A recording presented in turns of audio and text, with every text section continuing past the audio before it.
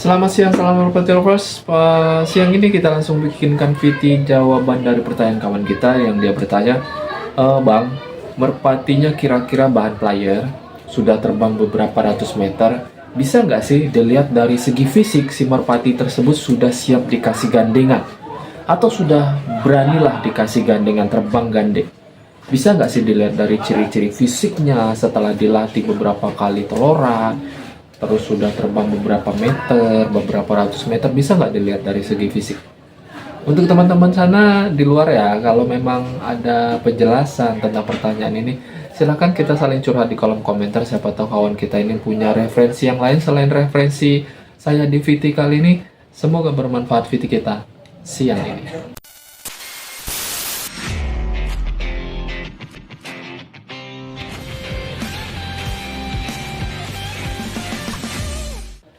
Selamat siang, salam Merpati Lovers. Semoga sehat selalu di luar sana, dilancarkan rezekinya amin tanpa terkecuali. Oke.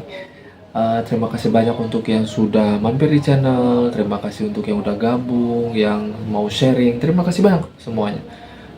Tolong bantu subscribe di channel review film saya, itu channel review film. Nama channelnya Qfilm 454. Silahkan dibantu subscribe. Dimohon subscribe-nya di channel Qfilm, nanti nama link atau link videonya nanti ada di kolom deskripsi. Oke, terima kasih banyak sebelumnya. Kita lanjut ke pembahasan awal. Pembahasan yang dimana kawan kita ini bertanya, merpatinya sekian ratus meter bahan player, sudah siap gandengkah atau belum, melihat dari ciri-ciri segi fisik si merpati tersebut setelah dilatih. Langsung saja saya jawab, untuk kawan kita ini nggak bisa. Karena saya selalu memakai logika dalam melatih bahan, main player, tetap pakai logika. Kenapa saya bilang begitu kawan? Ya, mental merpati untuk sudah siap gandeng atau belum, itu nggak bisa dirabah. Nggak bisa diprediksi dari segi fisik. Atau mentang-mentang nanti ada kawan kita di luar sana mungkin pengalamannya, oh merpati ini udah mulai ada fisik nih, berarti sudah bisa digandeng. Enggak gitu. Jadi merpati yang sudah siap gandeng atau belum, sudah punya mental gandeng atau belum, itu nggak bisa dilihat dari segi fisik. Walaupun dia sudah kelihatan tenaganya sudah mulai ada, misalnya udah sekian puluh persen, terus kita langsung menjudge, oh merpati ini udah siap gandeng. Enggak gitu. Yang harus dipahami, setelah memiliki tenaga si merpati tersebut, misalkan dia sudah menempuh jarak 300, 400 atau 500 meter lah kita bilang ya, selama 500 meter dia di ankle terus nih, diterbangkan sendiri kalau nggak ada yang ngerti di ankle. Terus kita mau coba gandeng, itu yang harus kita tes, dicoba. Kalau mau tahu merpati tersebut udah siap gandeng, itu dicoba, coba dikasih gandengan. Jadi nggak bisa tebak-tebakan ngelihat dari segi fisiknya, tapi dicobanya digandeng. Misalkan merpati kita sudah menempuh jarak 500 meter, terus kita gandeng di jarak yang 500 meter, enggak, itu salah. Ini menurut pengalaman saya salah.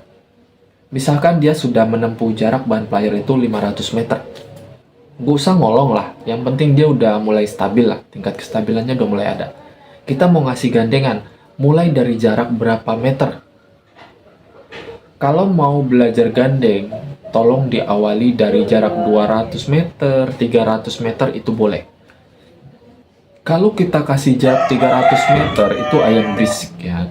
Kalau kita kasih jarak 300 meter, dia kasih gandengan, kalau masih belum berani gandeng, jangan dijauhin lagi jaraknya. Itu triknya.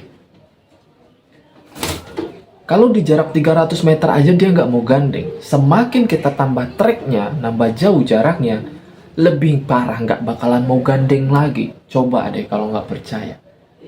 Jadi caranya yaitu, misalkan udah sampai 500 meter, digandeng di jarak 300 meter, dia masih belum berani, gandeng terus. Ajarin terus gandeng. Tapi kalau udah sampai 5 kali, 6 kali, 7 kali terbangan di jarak 300 meter, dia masih belum berani gandeng, masih mau gandeng sama gandengannya, Berarti mental merpati tersebut belum ada. Belum ada mental untuk gandengnya. Ini kita bahas merpati muda ya, bukan merpati yang udah jadi player, bukan. Ini bahan player. Itu yang harus diperhatikan. Jadi gimana bang? Ya, tarik ulur. 300 meter dia nggak mau gandeng. Kita ulang lagi lobnya dari 200 meter kita gandeng. Itu cara belajar gandeng. Ada yang bilang, langsung jauhin aja. Nanti juga gandeng sendiri. Dia bilang. Lama-lama gandeng sendiri. Iya, ada yang kayak gitu. Lama-lama gandeng sendiri, tapi berapa lama? Kadang kan gitu. Sekalinya sudah lama akhirnya gandeng, kadang gandengnya itu ketergantungan. Misalkan biasanya kita gandeng sama warna coklat, nanti dia maunya sama warna coklat aja gandengnya. Ketemu gandengan warna lain dia nggak mau gandeng. Itulah kenapa mental gandengannya belum ready, belum siap mental gandengnya. Itulah kenapa sering saya bilang ya, kalau mau gandeng merpati untuk tahap awal belajar gandeng boleh dengan satu warna. Warna yang sama dengan jodohnya, nggak apa-apa. Yang penting dituntun gandeng dulu. Tapi setelah dia sudah pinter gandeng, tolong gandengannya diganti-ganti warnanya. Karena nanti setelah jadi player, kita lomba itu kita nggak bisa milih lawan yang warnanya, oh kita mau gandeng warna ini, nggak ada cerita. Itu random. Biar apa? Biar nggak kebiasaan urutin warna yang sama aja gitu. Kalau gue bilang aleman, pemain merpati di luar sana tau lah. Itu kenapa kalau mau belajar gandeng benar-benar harus konsisten. Sesuai omongan saya tadi, jarak 500 yang sudah dia tempuh, jarak 300 tes gandeng 7 kali, 8 kali. Kalau belum berani gandeng 7 kali, 8 kali di jarak 300 meter, ganti lagi jaraknya di 200 meter. Sampai dia mau gandeng di jarak 200 meter dia sudah mulai gandeng rapat, tambah jarak 300 meter. Nah seterusnya juga begitu. Jadi nggak usah terlalu memaksakan, oh burung ini harus dipaksa gandeng biar cepet jadi nih, biar cepet tinggi. Nggak. Kalau memang genetiknya indukannya tinggi, semoga bakalan cepet tinggi gitu aja. Merpati itu kalau memang dia tenaganya udah full, otomatis bakalan cepet tinggi. Kalau udah cepet tinggi, tingginya bakalan stabil. Kalau udah stabil, kalau mentalnya sudah siap, pasti bakalan berani ngolong. Itu yang harus dicamkan. Itu saling ketergantungan kalau saya bilang sih soal permasalahan kayak gitu. Jadi menurut saya jangan terlalu cepet-cepet gandeng burung. Karena nanti bukannya hal positif yang didapat, takutnya merpati muda ini sering emosi. Itu yang kebanyakan kadang merpati muda sering digandeng, emosinya masih tinggi. Setelah rampas itu saat di setar, udah nyampe setar dia stabil, saat ngeliat kolongan dia langsung moncor atau ngegerobok. Itu bisa jadi.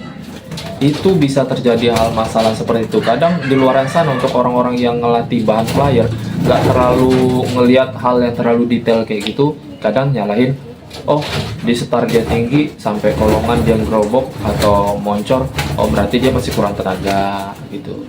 Atau memang oh memang dia nggak bisa stabil. Nggak juga, banyak permasalahan di luar dari hal seperti itu. Dan saya rasa cukup untuk video siang ini. Kalau memang kurang jelas silahkan di kolom komentar. Gunakan kalimat yang sopan. Untuk yang mau bercanda silahkan. Untuk yang mau bantu jawab terima kasih banyak. Gak apa-apa, kita bebas. Yang penting menggunakan kalimat yang sopan, saling menghargai di kolom komentar. Terima kasih banyak. Salam Merpati Lovers Indonesia.